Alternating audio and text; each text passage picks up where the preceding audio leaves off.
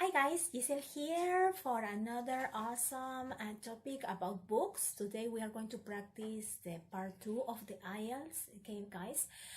And of course, this is by courtesy of Kate. Thank you, Kate. Is from the IELTS master community.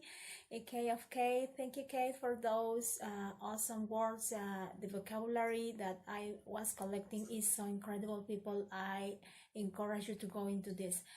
I have basically it's a lot of phrasal verbs, okay guys, but yeah, maybe can be your collection, but of course you can remember or you can have variations when you speak, okay. But yeah, I was basically people, this is my mess, okay.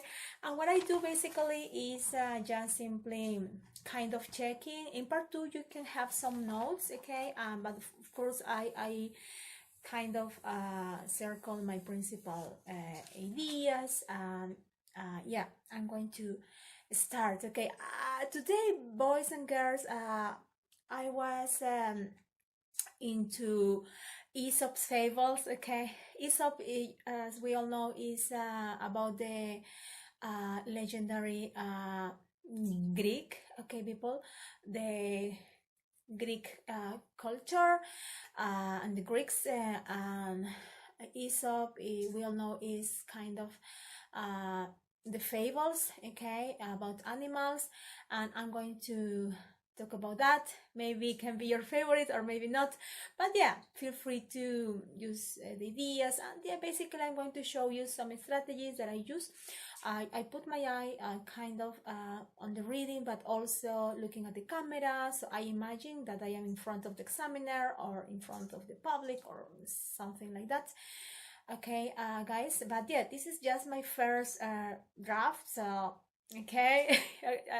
Not going to, this is not the final product, but yeah, let's have some fun in this part. I'm going to use my timer, okay guys. I'm going to use my timer, maybe 2 minutes, or so I can control my time.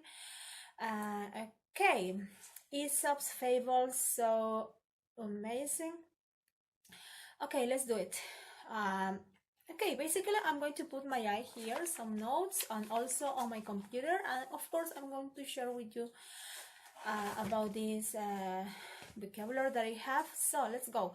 Of course, the context is that, let's imagine that my 1 minute is over and the examiner can say something like, okay, Gisela, your time is over, please begin speaking. That is the thing, okay? So, okay, Gisela, time is done, please begin speaking. Okay, I click the timer, so I'm going to speak. Okay, well, I like to tell you about something that is not so usual. It's about Aesop's Fables. I love Aesop's Fables, as I remember when my father used to tell me these stories when I was a little girl before sleeping, and I have memorable times about that. But yeah, we all know that fables are traditionally short stories that describe the shortcomings of people, but the particular thing about the Aesop's Fables is that they convey a moral lesson, but not only for kids, because sometimes we think that they are for kids, or kind of just so simple. Not necessarily, because I consider that these lessons that we have to smarten up is very important to remember, maybe to remember something that was told from the past into the present. Sometimes when we have some problems, or kinds of trouble, okay. The fable that I'm going to talk, I would like to tell you about the Tortoise and the Hare. We all know that is set in the legendary Greece, and at least I think it's between 600 BC, I guess it's kind of that. But yeah, of course, it's about the story of how the hare won the race against against the tortoise won the race. Oh my gosh, yeah, my time is over. Okay, I'm going to try again. Okay. Yeah, maybe kind of redundant, but I'm going to do it again.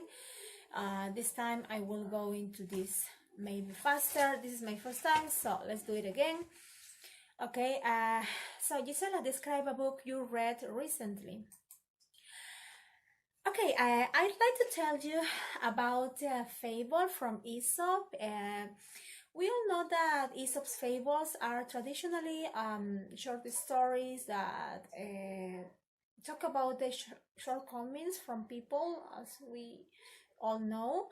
But yeah, we all know that they convey a moral lesson, but sometimes not only a moral lesson. Let me say that um, uh, the important thing in about these fables is that these amusing animals make the story more palatable, because sometimes you know that when we have some mistakes in life, we don't want the other person wants to give us, okay, don't do this, don't do that. But if they they remind us about just a saying or a moral thing or a story, that is more palatable for us. Okay, the story that I like to tell you is the hare and the tortoise. I have good memories, as my father used to tell me this story when I was a little girl. And is the story with this moral is slow and steady wins the race. It's set in the legendary Greece, at least I think around 600 BC or something like that. And this is a story about how a tortoise won the race, but with wisdom and consistency. And in the race, how the hare was always showing off. Oh my gosh, yeah. I'm going to... Okay, guys, this is my attempt number 3, okay? Yeah, I am being redundant, my attempt number 3. Okay, one more time. Okay, sorry, you can... Okay, so let's go again. Okay, Gisela, your time is over. Please begin speaking. I'd like to tell you about the story of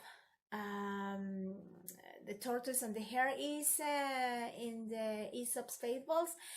I love this series, as my father used to tell me about this series when I was a little girl before sleeping, so I love this.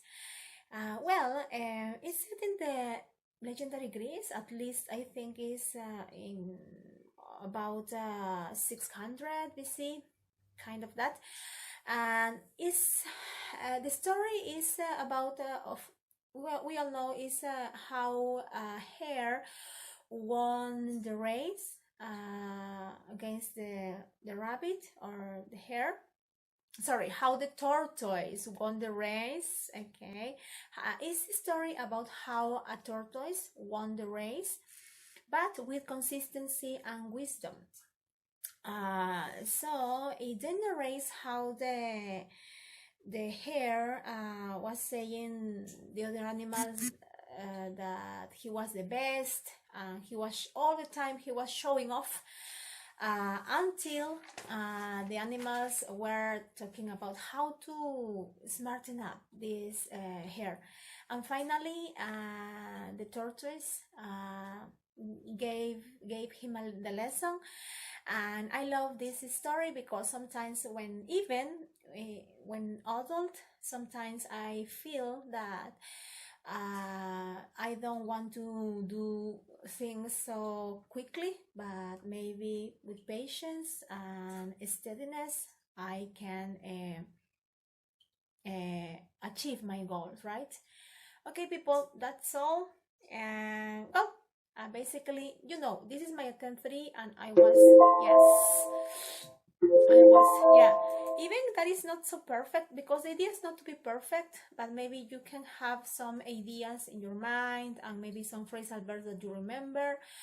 Okay, so finally my attempt number 4, okay, and you will notice maybe kind of confidence, because yeah, that is the thing, confidence. And yeah, maybe sometimes we want to say, okay, I need a speaking partner. That is not bad, but sometimes what I do is kind of just recording myself, sharing with others, okay.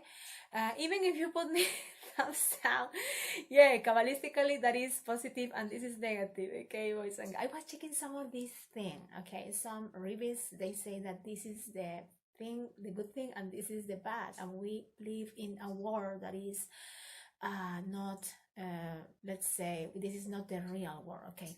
Just keep in mind that. So thumbs down, some thumbs up, I don't know. Okay, so my attempt number 4, okay guys, I will go. Okay, Gisela, your time is over, please begin speaking. Okay, I'd like to tell you about a book, or let's say a fable called The Tortoise and the Hare. It's from Aesop's Fables collection. It's one of my favorite fables, as I remember my father used to tell me this story when I was almost asleep, when I was a little girl. And well, this story is set in the legendary Greece. I remember it's I think around 600 BC or something like that. And it's a story of how a tortoise won the race, but with wisdom and consistency.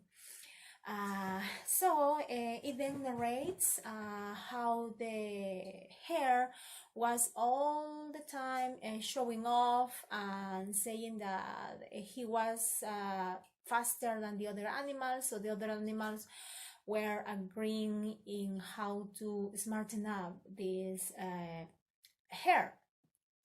And yeah, finally we all know that the tortoise gave him a lesson. And yeah, it's all from the point of view, of course, of Aesop. Some people say that Aesop never existed. Others say that he existed. But I do believe that for me can be that is not important, because he existed or he didn't exist. The most important thing is that it represents wit and wisdom passed down from the ancient Greeks. Okay guys, I continue, of course, I will continue putting, kind of this. Okay guys, hope you enjoy it a lot. Thank you for your patience, thank you for your patience a lot. Maybe I can have some mistakes, kind of that, okay? Give me some your comments, okay? Native, okay? I appreciate so much that. A kiss to all my friends from the IELTS community and all my friends, teachers, and colleagues.